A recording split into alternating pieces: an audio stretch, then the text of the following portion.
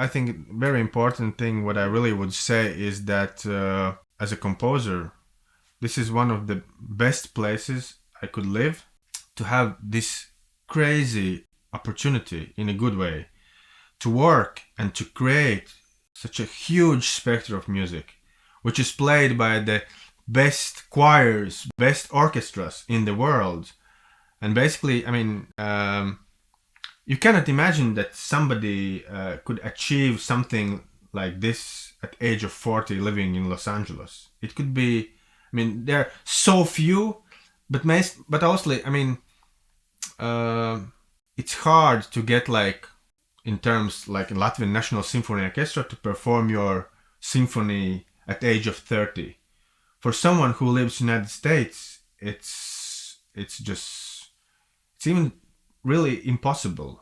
Mm-hmm. So we really should appreciate what we have here, because the culture, what we have here, all the people, the musicians, all the art, I think it's so great. And sometimes we just don't appreciate what we have.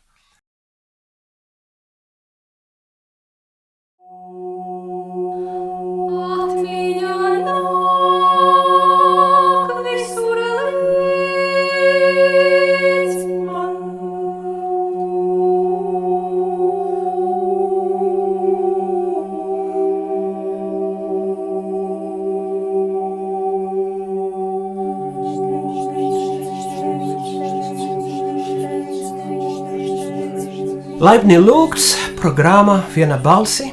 Today we are very glad to receive Rihards Zalupe. Thank you for coming. I know you are very busy recently. There is a lot of things going on. Flow, we are going to talk about this, but not only. The first thing I like to do when I enter the world of a composer is trying to take the people who listen the same path I've been experiencing. And it's June 2018.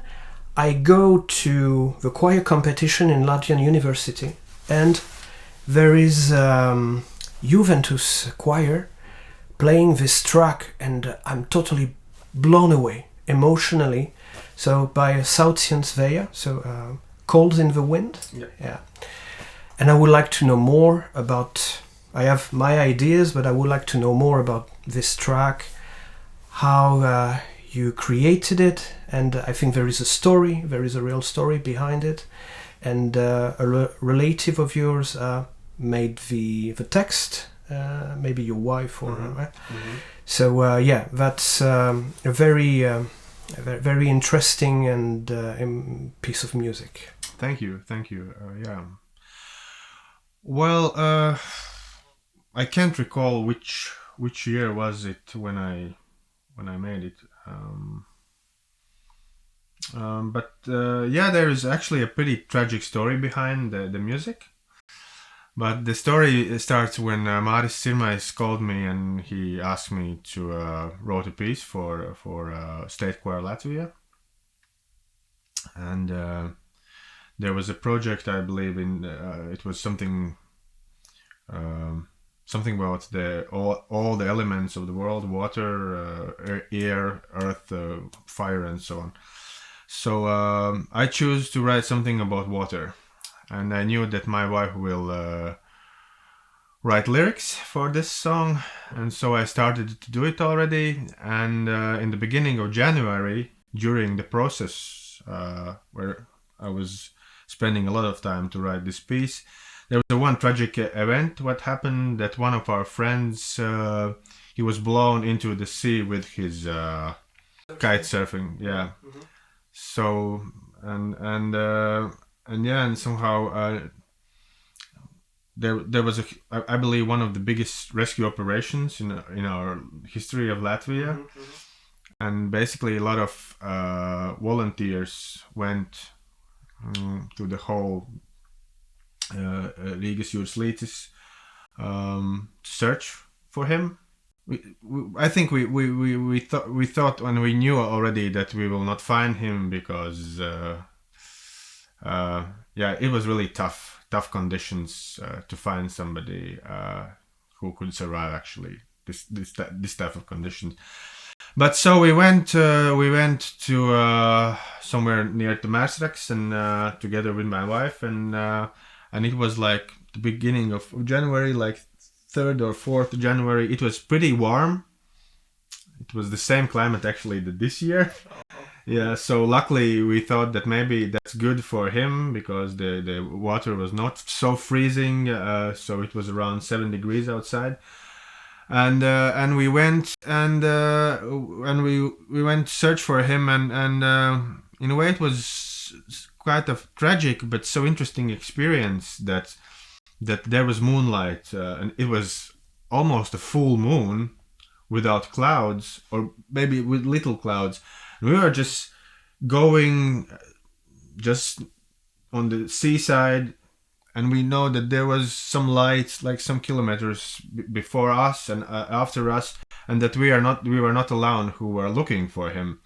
But in that kind of state, you recognize every tree or something on the seaside, like a body or something like that. Oh, yeah. Pareidola. This is some cognitive phenomenon. Yeah. Yeah, because you can never know, and it's like interesting, like conscious state that everything looks a bit weird because you know that in every moment you can actually see the dead or alive or maybe conscious or not conscious body, and so it was like interesting experience for us both, and also looking with lights, what is it? It's like a tree or it's something, some wreck from ship or whatsoever. So, and also it was quite an evening. It was like around 11 p.m. So it's like, something like that. So, and so also the sounding atmosphere of waves and of birds or some any soundings what was surrounded us was quite tense because you always somehow you have this kind of feeling that you need to listen because maybe someone can call you help or something like this. Okay. And also the waves. So unfortunately we didn't find him and nobody find him. His name was Rihards and we went home, and after a few days he was found where everybody who lived in Kolka in the city, they already knew that if someone drowned somewhere in the sea, that the rescue team will find him in this exact location, and it happened the same because the currents are going like there is some kind of scheme. But somehow I had this inner feeling that that I should put all my emotions in this piece about this story, and also Sander wrote lyrics about this. And the interesting thing was that I gave music to Maris and I went to the first rehearsal, and there are a lot of echoes for solo singers, and it also comes from a technical aspect, from how I really like to create music, is with delays and echoes. Yeah, and this is what I intended to do there, but somehow when this story came along, it represented totally new perspective for all the delays, because it was like somebody who is like searching to ask for help or something like that. And so I listened the piece first time, and I said to Maris and for the whole choir singers, I said, hey guys, okay, I will tell you a story. And I tell them this story, and everyone was just blown away. And so instantly this piece was like something totally different. And I remember that Maris told me that before every like also in premiere, but after every concert, he really loves to talk a little bit about this story because it gives another feeling for the audience to listen to it. Yeah. But the magic of this is I think unconsciously I understood the story without knowing it and without knowing the lyrics. Yeah. Because there is this thing, that is, there are some symbolic element very strong in the, like, there is this moment, approximately half of a track, when the male vocals get back. It's like some kind of wall of sound that takes over like a wave. At the beginning, there are indeed these echoes. A friend of mine who is not really into choir music told me when I make it listen to it, but I want to give a delay pedal to these poor girls and the sound is spatialized in a very interesting way. So is it sopranos or altos who started with they are on the side of it. Very striking element, and we can feel that somebody is in some sort of quest of absolute, and is reaching a limit. And during the track, the sopranos are keep going with these delays, and then it's like it's transformed in the sound of the calling of a mermaid.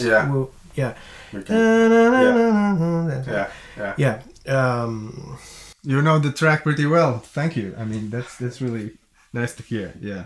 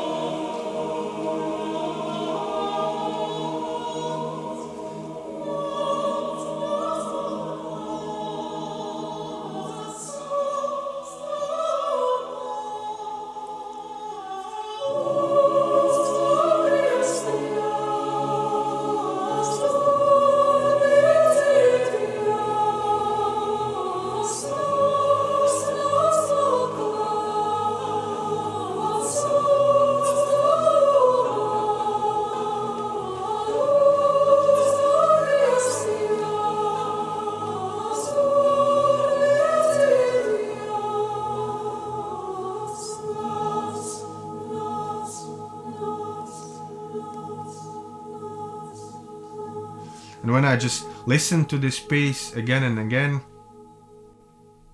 I cannot answer, and it's actually, in many occasions, I cannot answer how actually I get there. It's just the process of this kind of approach. Yeah. So I was talking about this wall of sound I hear at some point, and so you are a percussionist essentially as a first training. Yeah. But I believe that you're in your home studio. You may be surrounded by old keyboards because it's like the choir at some point is transformed into some kind of organ church. Yeah. So tell me if I'm wrong, but I think you have also a passion for sound textures.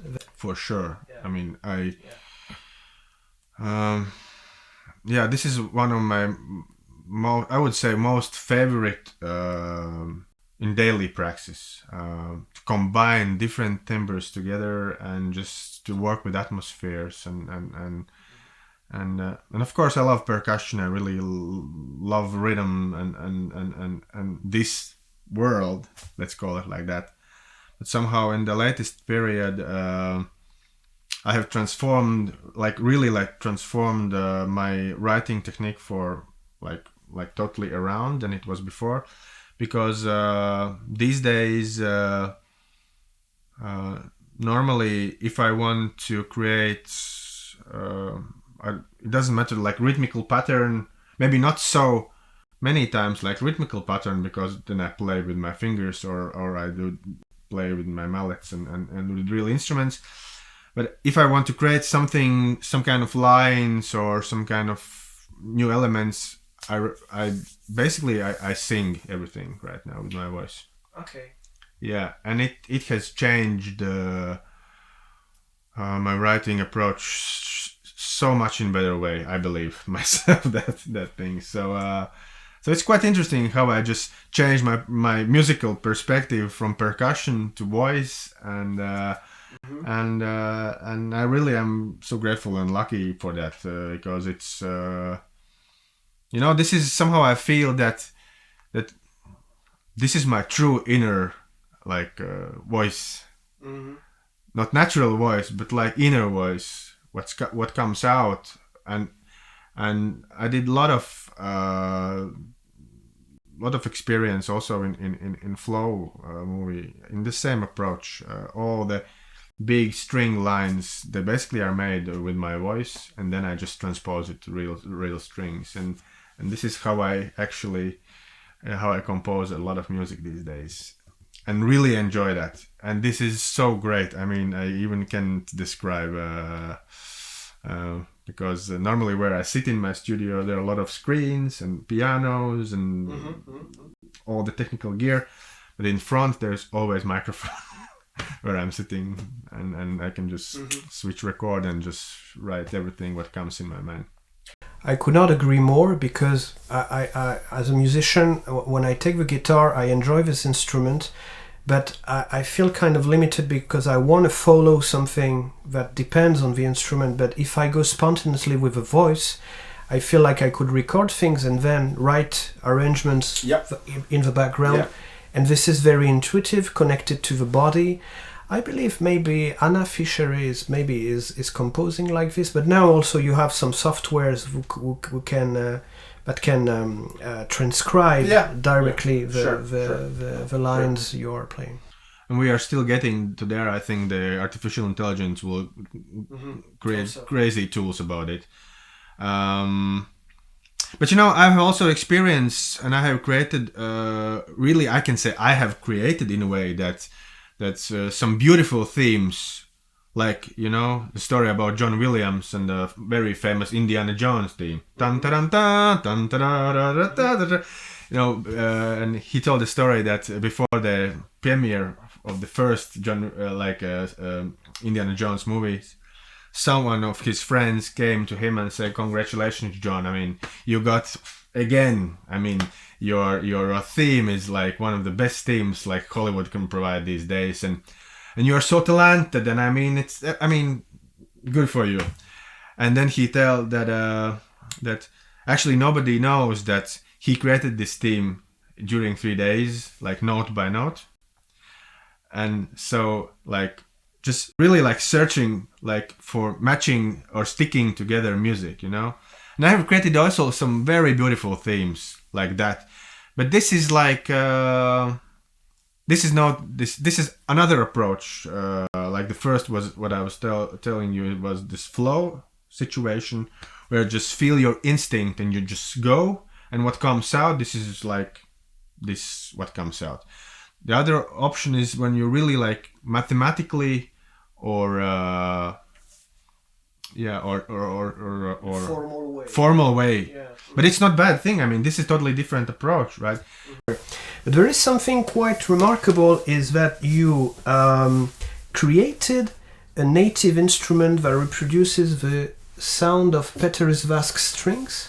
But to enable people to understand, this is a virtual instrument. Yeah, that's what I meant. This is virtual instrument. Like, well, I mean, everybody who works on digital platform has some kind of virtual instrument, and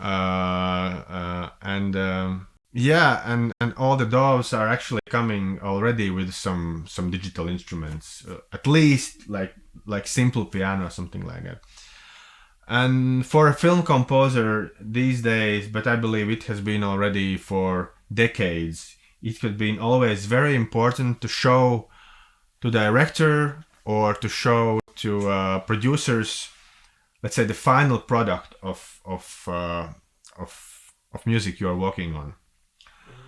And it's because of the budgeting, because it just to have like real orchestra recording in Hollywood, it costs a lot of money, and nobody wants just to experience situation where all the recording process is started and everyone in the back room understands that it will not fit together with the scene.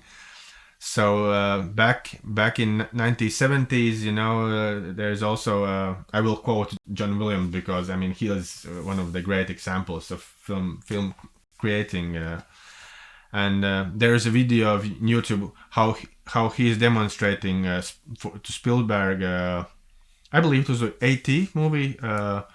That there was a small screen and they were looking live movie, and he was just playing piano score. He was telling like Steven, there will be like this one happen. I mean, there will be strings, and this is for choir and so, and then and this was the technique what they use. And basically, also the recording process is so interesting. Back in the days that they didn't have like tempo tracks, so metronome tracks. So, but they also were synchronizing music to the picture. Otherwise, it's huge pressure for conductor. Mostly all the conductors were composers who were not as good like conductors as composers, and so how to match everything to picture, because sometimes when you conduct the orchestra, it's like staying a bit behind you, and it's hard to move them.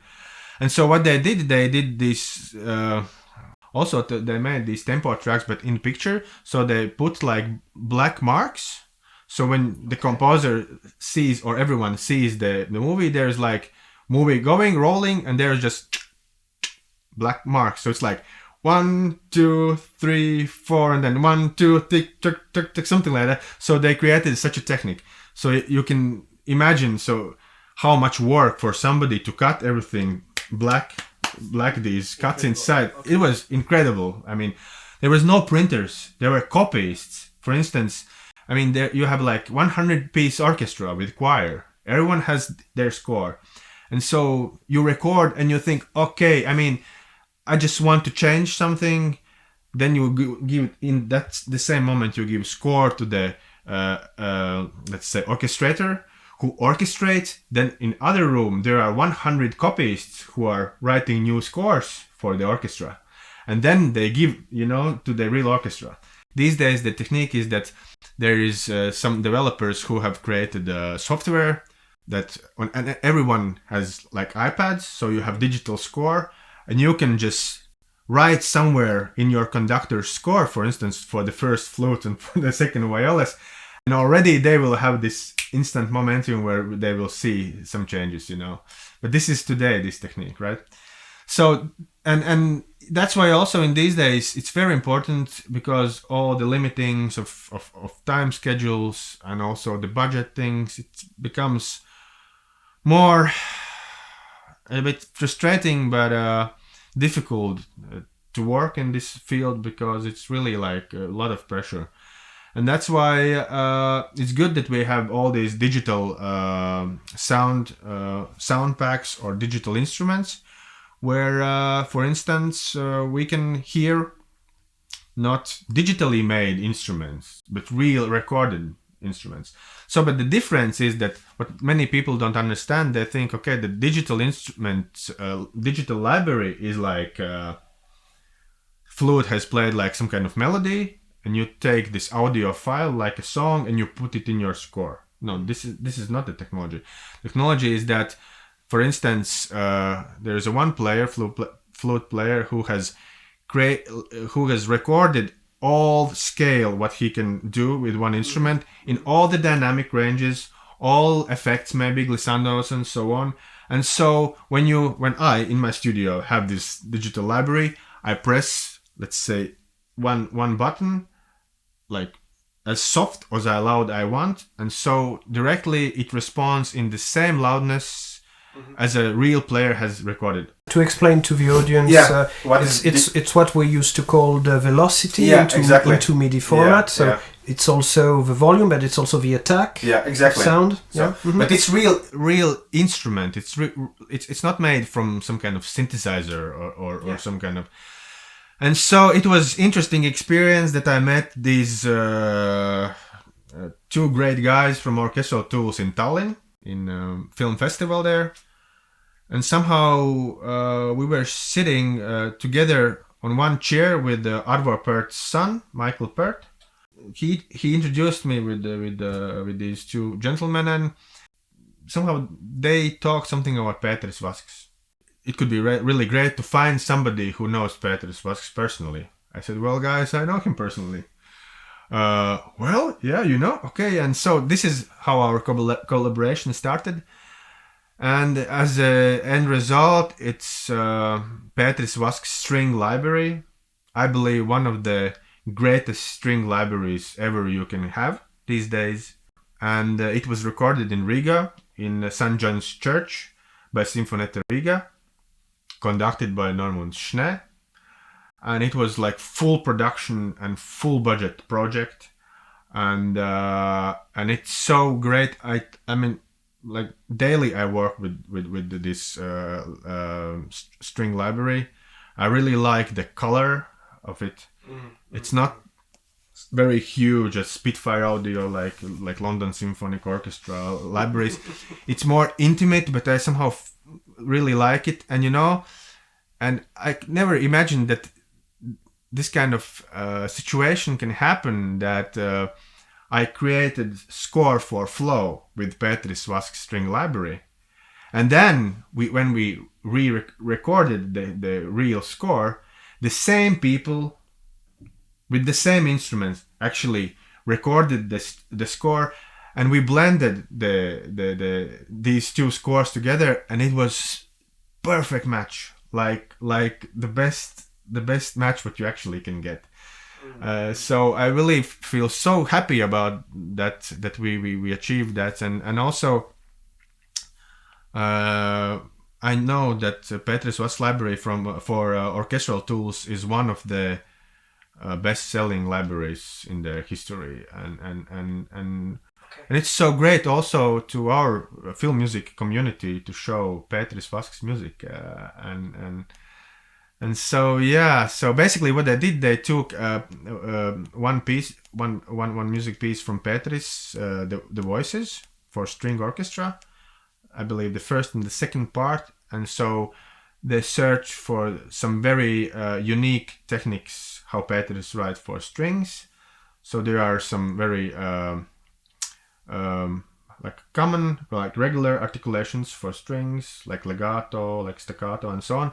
And there are these special articulations, what is created from Peteris Vasks influence. So.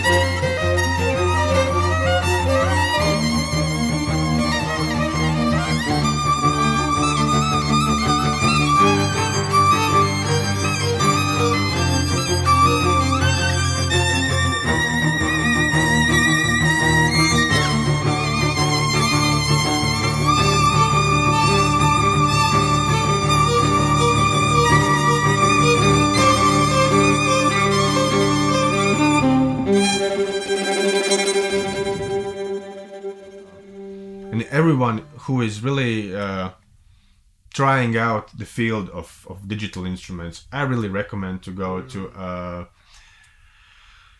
their website, to Orchestral Tools, and just to search out. They made like a digital instrument library. It's called Tallinn, and also Salu, what they recorded in Estonia. There are so interesting elements. I mean, at Daily, I'm the guy who I don't really like to work with templates. So template, it means that, and I know that a lot of composers really like it. So it means that, for instance, if I have a new film, I open my project where I'm doing all this musical, where I write music, and I could have like my template with all the orchestras, with all my favorite strings, favorite synthesizers, and so on. I never do like that, because somehow I really enjoy this searching moment, and I think it's so crucial because I don't want to sound the same for the next project. Yeah, so just go and check out, and the latest also for percussion, world percussion. It's amazing. I mean, for me as a percussionist, just listen to the real drums, how they sound, and I could never record in such a good quality, to be honest.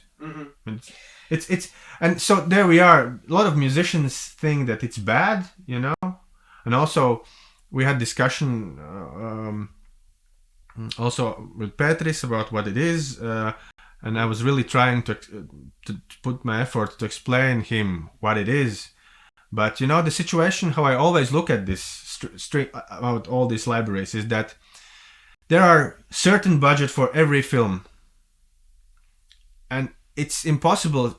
I mean, it's just impossible for me as a composer to ask the producer, "Hey, we need to have higher budget for music." It will never happen. Maybe in very few I think it will never happen because the budget is settled. This goes to sound, this goes to music. That's it. So I have two options. The first option is to make some kind of crap score where everything will sound bad. The other, what I really enjoy, is to make as best sounding score I can. Although there are a lot of virtual instruments, but somehow to talk with producers, mainly maybe in Latvia or maybe in Baltic states, to show them this is where we could get with very good digital instruments. But can you imagine what could be with real orchestra? Because the real emotions then kick in, and this is another story. And so somehow my this kind of approach has shown that it has changed, because also in Latvia a lot of producers and directors are really appreciating the possibility to have a real orchestra recording. And even like 10 years ago, it was nobody thought about it, because they think, why we should? There are synthesizers. But many films I have created with real scores, not only in Latvia, but I mean, this is the real art form, because when you create a story where the musicians know a bit of this story, and as a conductor, I gave them this story, then the real emotions and the real arts, where music combines together with film, is happening. And so without these digital instruments, it couldn't be done. It's just these days, this is where we are. So I believe this is one of the first Latvian, I think, digital library. This is some sort of national tribute, because for people who don't know, Peteris Vasks is some kind of spiritual father for a lot of musicians. Yeah. I think it must have been maybe difficult, because his strings, in my opinion, they can sound white but not cold. Yeah. This is a kind of texture that is not easy to match, and that is really typical. And so we understand that you have a lot of experience in writing music for movies and scores. Where do you start? Do you need some kind of first intentions? Do you need the pictures or some extracts? It depends on the project. Yeah. there are situations where I got like we call it picture lock.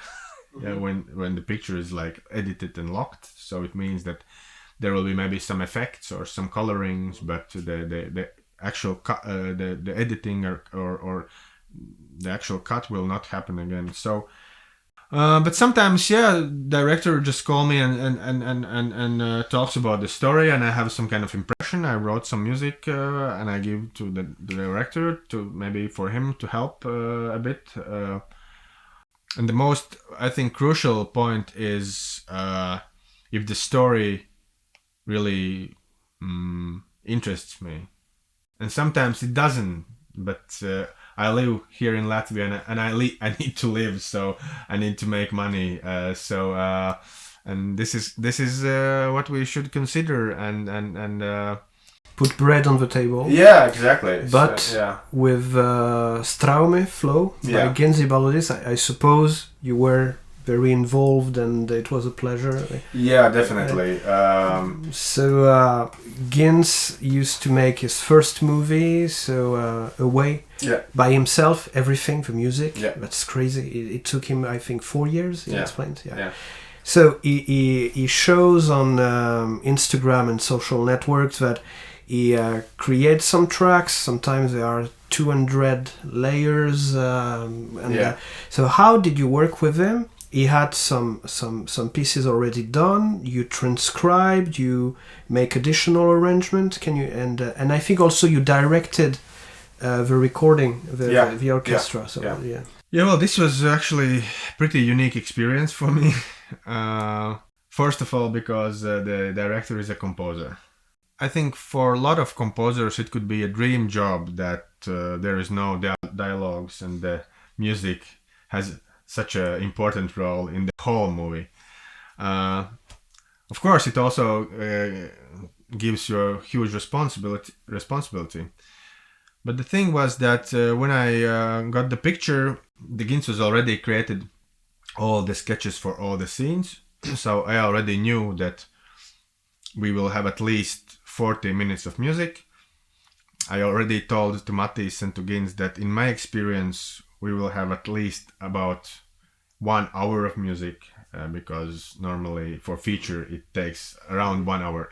And then you cut inside of it and you keep the best, maybe. No, that's the final length of the score. So our final length is about around 57 minutes. Gints has created around 7 hours of music for flow. Oh wow. So normally for feature, for me it takes around, well, it depends, but around 2.5-3 hours of music. But it's not that I create 3 hours of music and then I choose which are the best. But for instance, you created something for a scene and it doesn't match the criteria or something, it's not working there, so you create another version. And then if that matches, then you create next version updated where something you have changed. So in that way, the timing prolongs a long way ahead. So, but Gints has created all the sketches for all the scenes where he thought the music should be. Personally, I was very surprised what I heard, because the first impression for me was that I will hear something like from Away. Some very transparent material, something very slow and meditative. But no, this was not this situation. So there was a lot of minimalistic percussion sequences, repeating all the time, and also he really was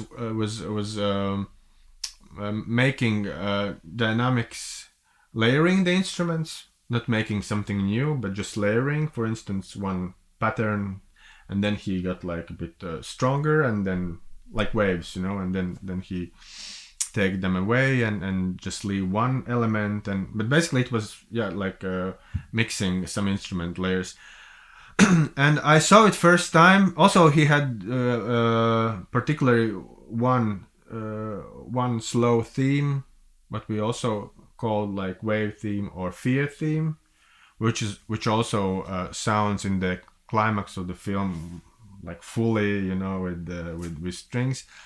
But when I heard it, I instantly somehow I had this feeling that I don't need create a lot of rhythmical music there. I need to dive in this meditational, transparent, transcendental world what he has created in Away movie. Because somehow I felt that this musical language is really what really helps to tell the story.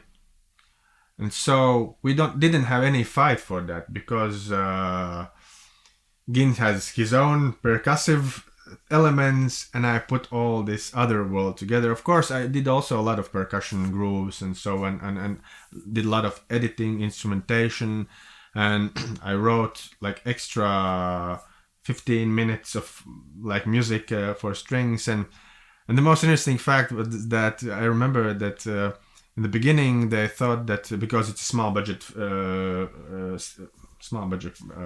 movie, that we will have some small ensemble with the real instruments.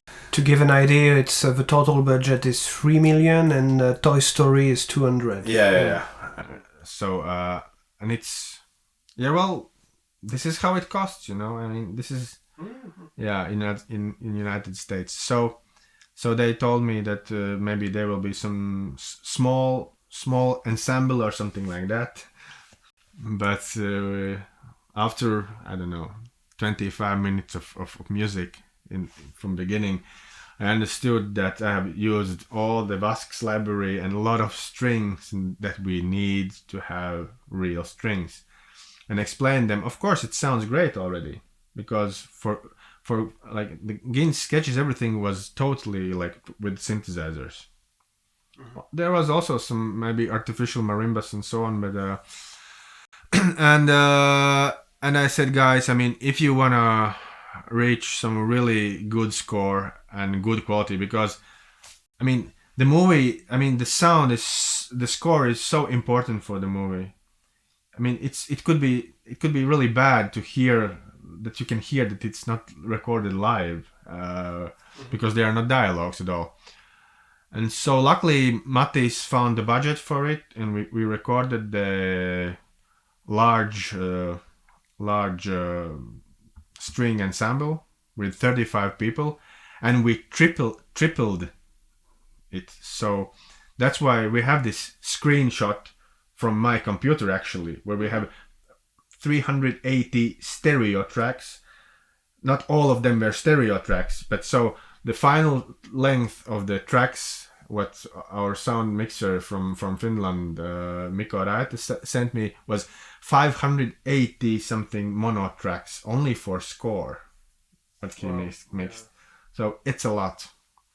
Not for my projects. I mean, The Pagan King was around something like that, or even more. Like I believe it was 700 tracks, because it was 120 people recording for orchestra and choir and so on.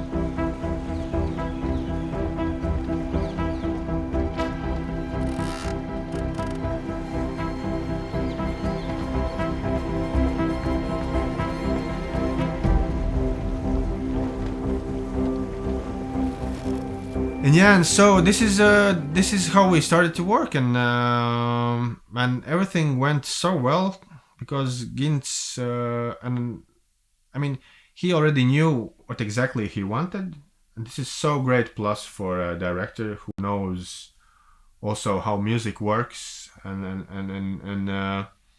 he could and he also edited his movie on music, that it's not like temp music, like we call it, we have this name, temp music, like it's temporarily music, what then composer should write something new based on this track, what really don't like to do. You put some kind of Hans Zimmer score and then ask to another composer, hey, I want to have something like that. This is okay. Yeah, but it happens all the time. It doesn't sound very ambitious, but yeah, but it's what I mean. That's a cheese. Yeah, but this is how the industry works, because the sound editors should have some music to edit, and yeah. We recorded all the strings. Then I had my own percussion string library, not string, but percussion library at my studio, where I experimented a lot with different type of instruments. Because, for instance, I found for lemur the gamelan instrument, which is Indonesian based percussion instrument, and it has very unique like vibraphone bell sound, bit untuned sound. So of course I don't think that anybody has in Latvia that type of instrument. So I needed to search the way how I can just clone it to avoid just that I have played with the digital sound library. So I just bought very small children glockenspiel, like bells. I recorded everything and I tuned them 1 octave lower, and I put some reverb and a huge huge reverb and also delay, and it really sounds like gamelan, and of course you can also make a bit tuning of, so, and this is, I really went crazy in this project in that direction. And also in marimbas, and I mean, yeah, I can just this was also a huge part of that, and yeah, there we are. I mean, enjoying every step of this amazing process and success of the movie. Yeah. Maybe we'll have an Oscar. We are hoping for that. Yeah. Already, how many awards? I don't know. 70, 80 maybe. Yeah. Something around that. Something. Yeah. It's crazy. Anyway. I think the best outcome, what it is from this project, is that for all young generation, not only filmmakers but everyone who has big dreams, that these days it really doesn't matter where do you live. If you are passionate in what you are doing, if you are willing to do something what you really love, you can achieve like everything what you can imagine. I mean, because for such a small film with such a small industry to want to win like Golden Globes, to have 2 nominations in Oscars, 2 nominations in BAFTA, I mean, it's it's great, and I think already I have seen some young generation. They are so enthusiastic. I can see the sparks in their eyes.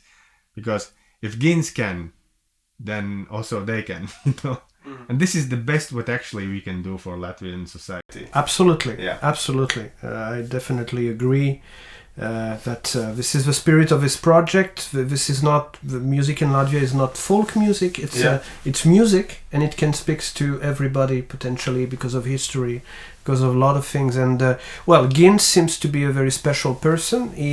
I think he said that the flow was one of his primal fear. So we are really speaking about art at its best, like to overcome things. And he says also that there are things he cannot explain, why he make this scene this way. And if he could explain, then he didn't make the movie. And that's true.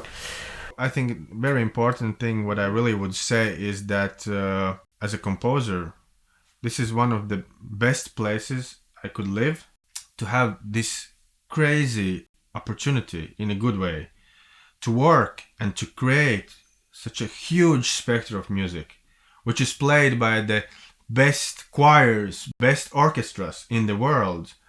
And basically, I mean, you cannot imagine that somebody could achieve something like this at age of 40 living in Los Angeles. It could be, I mean, there are so few, but also, I mean,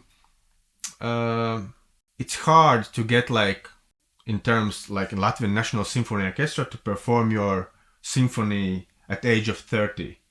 For someone who lives in the United States, it's even really impossible.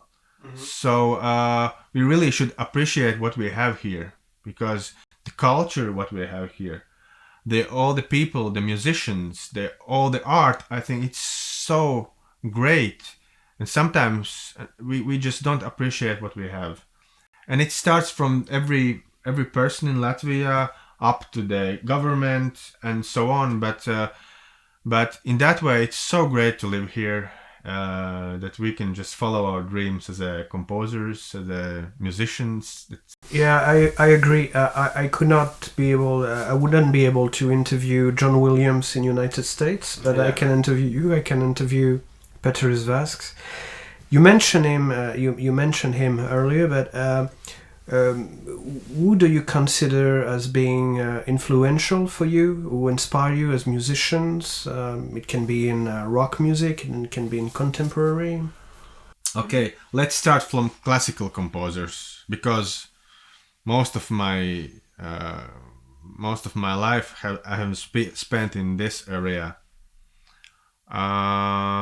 My top two favorite composers, I think it could be Rachmaninoff and Shostakovich. The first CD album what I saw in my life was what was the name of the German band? Scooter. There was a band, Scooter. I believe they are still today, but it's like I had like I heard this CD, very good audio setup, and I was just blown away of the sound quality and somehow, yeah, all trance and techno, it really like blown my mind at that time. The other thing was, I remember it was in the same time that I got the first cassette with Backstreet Boys, and it really blew my mind. Something with, I mean, I don't know, maybe because I was young and in teenage period, it was something. Well, it could be interesting that I could just tell to somebody that I really enjoy, but Backstreet Boys. But it really, the first album, there was something so. Interestingly, it was something so familiar to my soul. Let's put it that way. And it was so interesting that after a long period of time, I realized that all songs basically was created not by them, but by the Finnish producer. Dire Straits also was one of my favorite rock ensembles. Like, for instance, Money for Nothing, because the tune for guitar was so great, and I believe from film music. The first thing what comes in my mind is Gladiator, for sure, because when I heard this score, somehow I thought that, I mean, it really somehow connected with my true nature, I believe, and I started to think, if this is what's like music from score sound, that I was starting to believe that I also would like to write something for films. And the second, of course, everything what John Williams has created is really beautiful, I like. But interesting is that the second score could be John Debney's score, Crucifixion of Christ. These are, I think, two most influenced scores for me, how I approach the film music. Because everyone who is maybe seeing this, they should understand that in 90s, we didn't have a lot of music actually from outside Soviet Union, you know, because the Backstreet Boys maybe and the Scooter was the first music what we get outside our country. So we didn't have this kind of background of so much of. I mean, of course, I like Beatles and Rolling Stones, but this is not. I mean, my parents just maybe listen it somewhere I don't know where, in silent places, So it was not easy. So it's maybe interesting examples. Yeah. Jelgava 94, the book and the movie give some kind of testimony and story about how it was and how it was difficult and to listen. And was not transparent, and the transition of the 90s was not really easy on many aspects. I have one last question for all the guests. What is your first memory in your childhood connected to sound or music? I believe it's connected with the music school of Talsi, where I... But no, actually, it could be connected, but my first thing as a performer, actually, is where I was singing as a small child. Not as a percussionist or playing in national competition with xylophone, but so there's a one particular hill in Talsi where I was born, where there are some sort of statues around it. It's like a statue garden or something like that. And there was some kind of festival, and I remember myself standing there with microphone and singing something. I can't recall what I was singing. But yeah, this is my first. So you see how interesting how this loop actually comes back to me after 40 years. That I sing every day mostly, and I really enjoy it. Yeah. So, Richard, thank you very much for being with us. Let's hope for the best in your career, for flow, and if you enjoy watching this program, please follow us on social networks, subscribe. It's the best way to help this channel, and we hope to see you here very soon.